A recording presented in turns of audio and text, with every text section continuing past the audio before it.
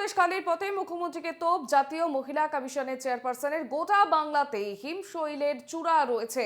অনেক জিনিস সামনে আসছে, কিন্তু সেগুলোকে ধামাচাপা দেওয়া হচ্ছে। পুলিশ ধামাচাপা দেয়, প্রশাসন কিছুই শুনতে চায় না।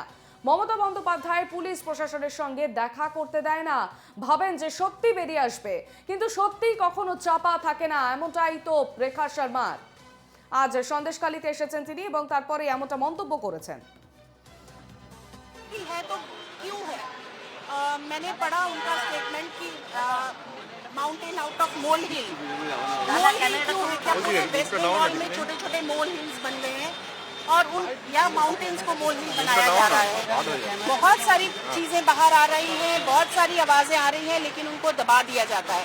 पुलिस खुद दबाती है, एडमिनिस्ट्रेशन सुनता नहीं है। आज भी पता चला है कि डीएम बाहर है।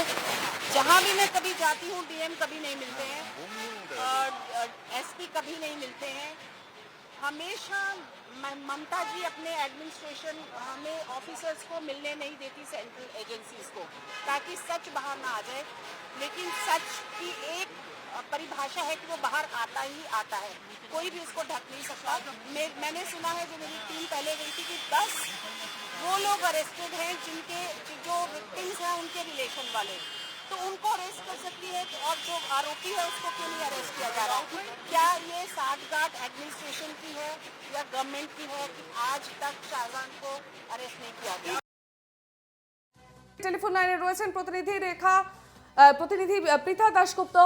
পৃথা, আজকে রেখা শর্মা আসার পরেই পুলিশের বিরুদ্ধে একাধিক অভিযোগ শোনা গিয়েছে তার মুখে।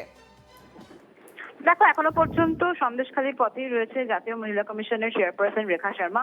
এবং তোমাকে আমি এর আগেও যেটা বলছিলাম, দর্শকদের জানাচ্ছিলাম যে 9:50-এ কলকাতা বিমানবন্দরে নামার পরে সাংবাদিকদের মুখোমুখি তিনি হন এবং কার্যত তিনি ক্ষোভ উগরে দেন।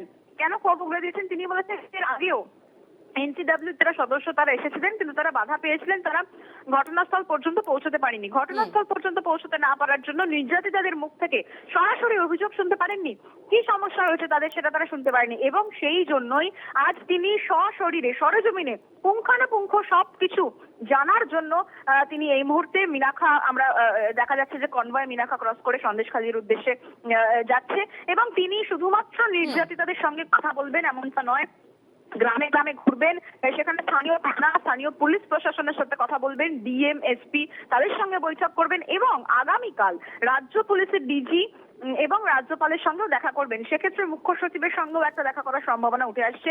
সবকিছু জানার পরে, প্রত্যেকের সাথে বৈঠক করার পরে তিনি এই রিপোর্ট জমা দেবেন দিল্লিতে। বিষয়টি হচ্ছে শুধুমাত্র এখানেই তিনি থেমে থাকবেন না, দিল্লিতে রাষ্ট্রপতির সাথেও তিনি দেখা করে সন্দেশখালীর এই মুহূর্তে যা অবস্থা, বর্তমান পরিস্থিতি, সেই সবকিছুই কিন্তু তিনি জানাবেন।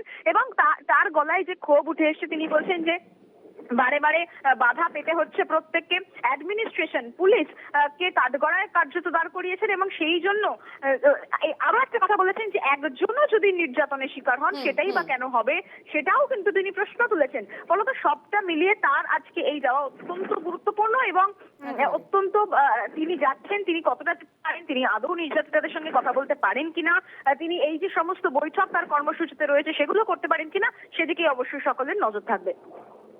একেবারেই ধন্যবাদ পৃথা।